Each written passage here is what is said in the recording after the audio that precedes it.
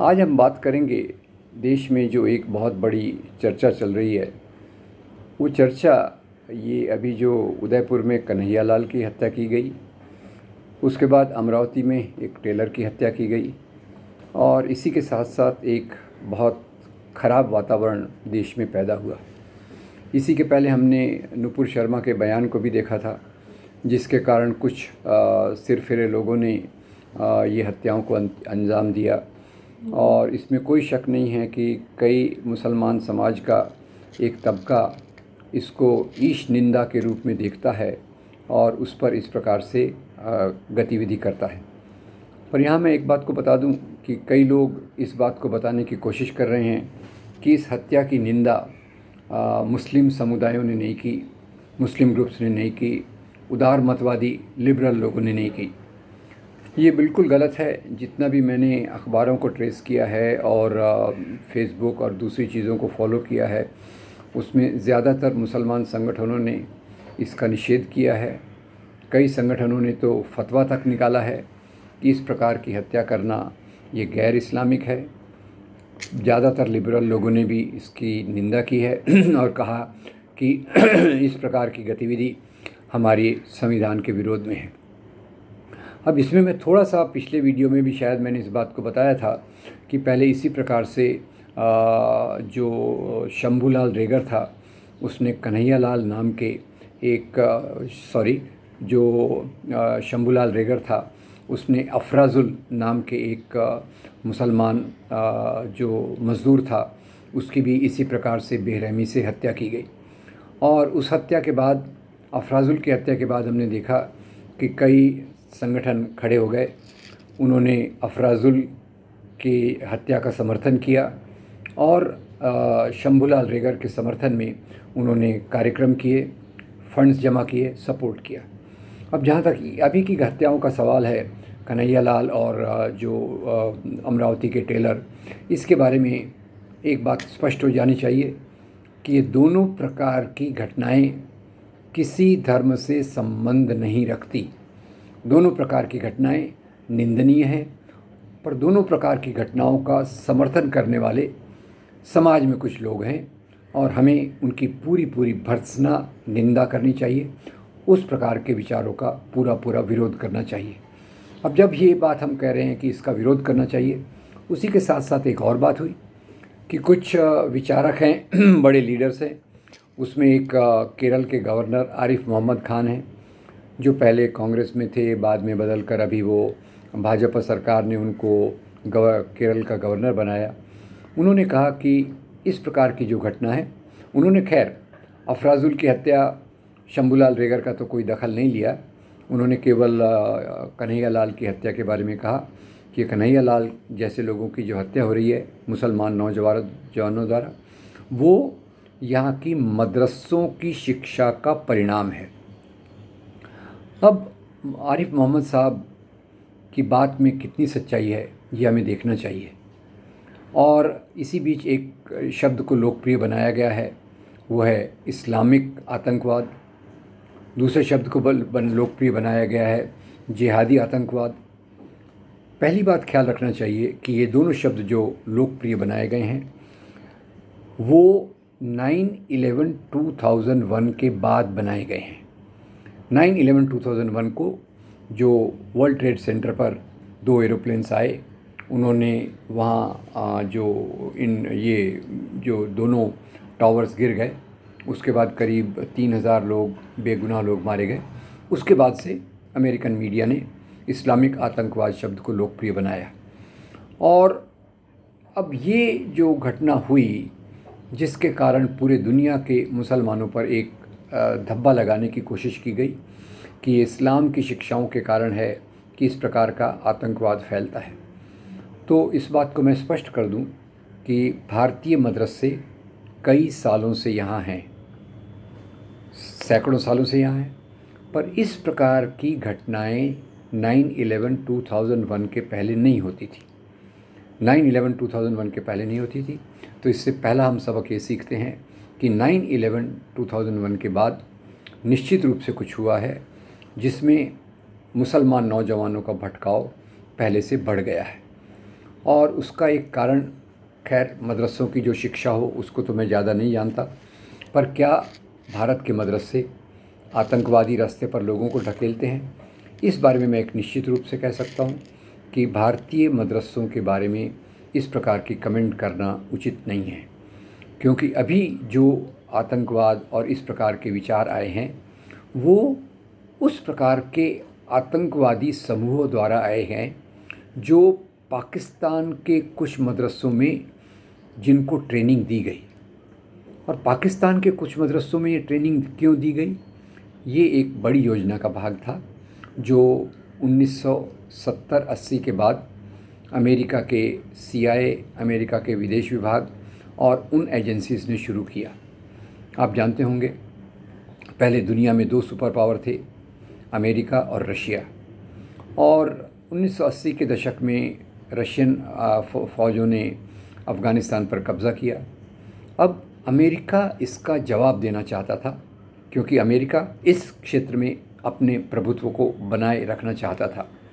तो अपने क्षेत्र को इस प्रभुत्व कैसे बनाया जाए, तो इसके लिए उन्होंने उनकी जो फ़ौज थी, अमेरिकन फ़ौज, जो लगातार बार बार कहीं कहीं हमला करती रहती है, इराक हो, दूसरे देशों में उन्होंने हमला किया। उस समय अमेरिका की फ़ौजों का हाल बुरा था। हाल बुरा क्यों था? क्योंकि वो वियतनाम से युद्ध हार कर आ रहे थे। अब ये थोड़ा इतिहास की बात है जो हमारा आज के समझने के लिए ज़रूरी है कि जब वियतनाम आज़ाद हुआ, अमेरिका ने उस आज़ादी का विरोध किया और उन्होंने अपनी फ़ौज को भेजी वियतनाम की आज़ादी को दबाने के लिए। पर हुआ यूँ कि वियतनाम के लोगों ने मिलकर अमेरिका की फ़ौज के छक्के छुड़ा दिए और अमेरिका की फ़ौज वापस आ गई। तो इसलिए अमेरिका की फ़ौज का मोरल, मनोबल गिरा हुआ था। अमेरिका के शासक अफ़गानिस्तान में रशियन फ़ौजों का मुकाबला करने के लिए अपनी फ़ौज नहीं भेज सकते थे, तो उन्होंने एक योजना बनाई। योजना ये थी कि वो रशिया के जो आर्मी है उसका मुकाबला करने के लिए एशिया के मुसलमान नौजवानों का इस्तेमाल करेंगे। कैसे करेंगे? तो इसके लिए एक सिलेबस बनाया गया वॉशिंगटन में, जिसमें इस्लाम के एक बहुत उग्र रूप का, क्योंकि हर धर्म के अंदर बहुत प्रकार के टेंडेंसीज़ होती हैं, शिया, सुन्नी, वहाबी, खोजा, बोहरा, मुस्लिम, जैसे हिंदुओं में भी अलग है, शैव, वैष्णव, नाथ, तंत्र, भक्ति, सिद्ध वगैरह वगैरह। तो उन्होंने एक इस प्रकार के इस्लाम की बात को पकड़ा जो उग्र था, जो हिंसा में विश्वास रखता था, और उस इस्लाम के वर्जन को लेकर इन्होंने पाकिस्तान के कुछ मदरसों में मुसलमान नौजवानों को धर्म के नाम पर ट्रेनिंग दी। मुसलमान नौजवान आकृष्ट क्यों हुए? उन्हें लगा अरे ये तो हम अपने मज़हब का काम कर रहे हैं, और इन मदरसों में उनको बहुत गलत उनका ब्रेन वॉश किया गया। कहा गया कि जो भी आपसे असहमत है, जो भी आपसे असहमत है, जो भी अल्लाह को नहीं मानता वो काफिर है। तो इन्हें पहला टारगेट तो रशिया के कम्युनिस्ट थे जो अल्लाह को नहीं मानते। कम्युनिस्ट तो काफ़ी नास्तिक होते हैं। फिर बाद में उन्होंने इसको धीरे धीरे बदल कर जो भी उनसे सहमति नहीं रखता उन सबको काफिर मानना चालू किया। और इसलिए आप देखेंगे कि इस प्रकार की शिक्षा में यही आतंकवादी ग्रुप ये कई मुसलमानों को भी काफिर मानने लग गए जिनके विचार उनसे अलग थे। तो खैर जो कहानी चलती है उसमें ये अमेरिका ने इस पूरी ट्रेनिंग को खड़ा करने के लिए, क्योंकि पाकिस्तान तो अमेरिका का पिछलग्गू देश है, तो पाकिस्तान ने पूरी मदद की, अपने कुछ मदरसे प्रोवाइड कराए और इन मदरसों की फंडिंग अमेरिका से हुई। महमूद ममदानी अपनी किताब गुड मुस्लिम बैड मुस्लिम में लिखते हैं कि अमेरिका ने इस पूरे काम के लिए $8,000 मिलियन की फंडिंग की। और यही बात की पुष्टि एक 1.5 मिनट का वीडियो है हिलरी क्लिंटन का। हिलरी क्लिंटन का ये जो वीडियो है उसमें वो स्पष्ट रूप से कहती हैं कि रशिया की फ़ौजों को लड़ने के खिलाफ़ लड़ने के लिए हमने इस प्रकार के ग्रुप्स की फंडिंग की। तो ये कोई मैं नहीं कह रहा, ये तो अमेरिका की जो पहले वाइस प्रेसिडेंट रह चुकी हैं, जो प्रशासन में उच्च पद पे थे, वो खुद इस बात को स्वीकार कर रही हैं। तो खैर ये फंडिंग की गई। बाद में इसी में से पहले Mujahideen, Taliban, al Qaeda Islamic state जैसे ख़तरनाक ग्रुप्स ऊपर आए इस्लाम के नाम पर, जबकि इनका इस्लाम के शिक्षाओं से कोई लेना देना नहीं है। और ये आए तो इन्होंने जब ख़ास तौर से अलकायदा ने रशियन फ़ौजों के विरोधियों के साथ मिलकर जब रशियन फ़ौज हार गई तो इन्होंने अपनी गतिविधियां पाकिस्तान में, भारत में, कश्मीर में चालू की, जिसका दुष्परिणाम भारत को भुगतना पड़ा।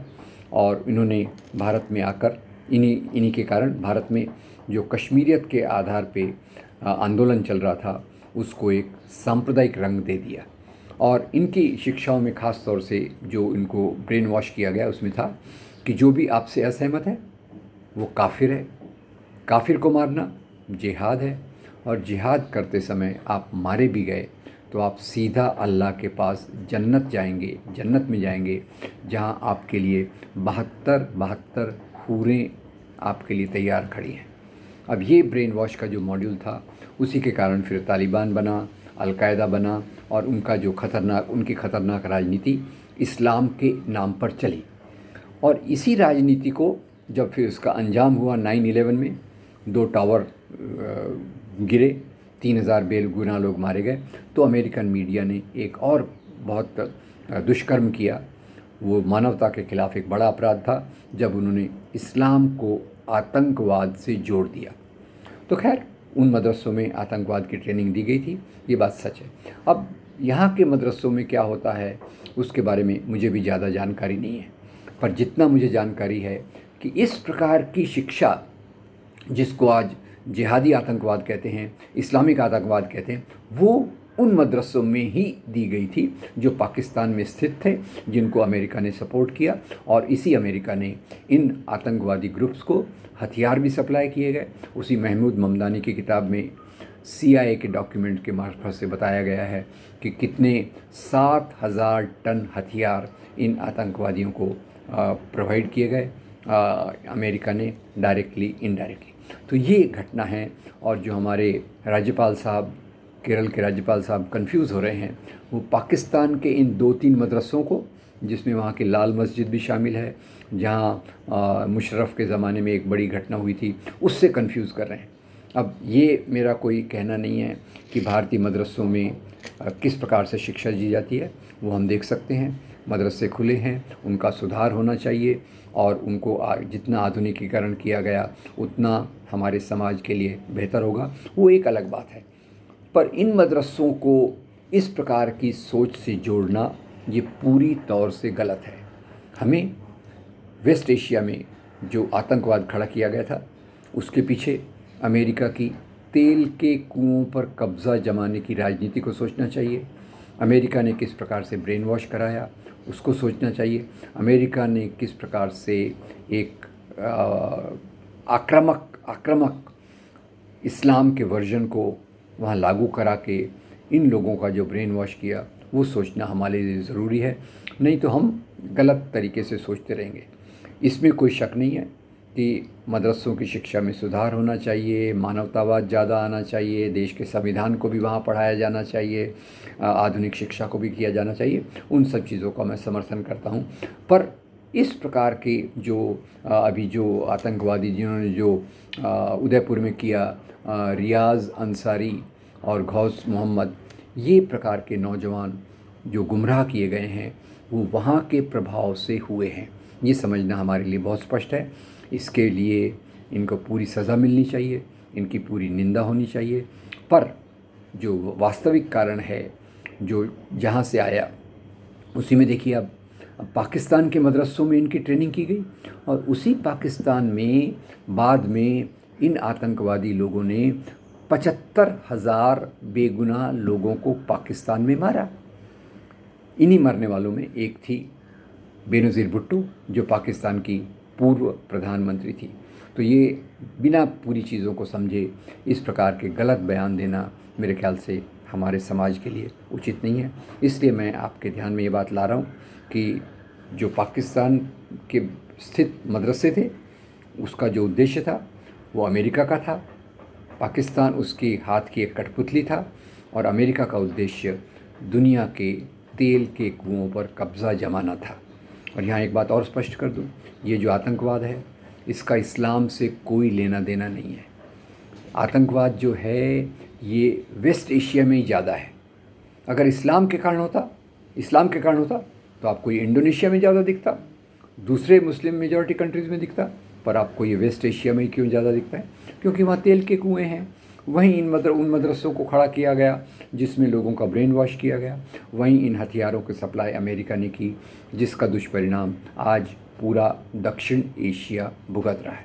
ये दक्षिण एशिया का जो आज भी उसका परिणाम है। और भारत में तो परिस्थिति और भी ख़राब हो गई है। धर्म के नाम पर एक तरफ अफराजुल मारा जाता है, एक तरफ कन्हैयालाल मारा जाता है। इस प्रकार की हत्याओं का किसी धर्म से कोई लेना देना नहीं है। इन हत्याओं का धर्म से कोई लेना देना नहीं है।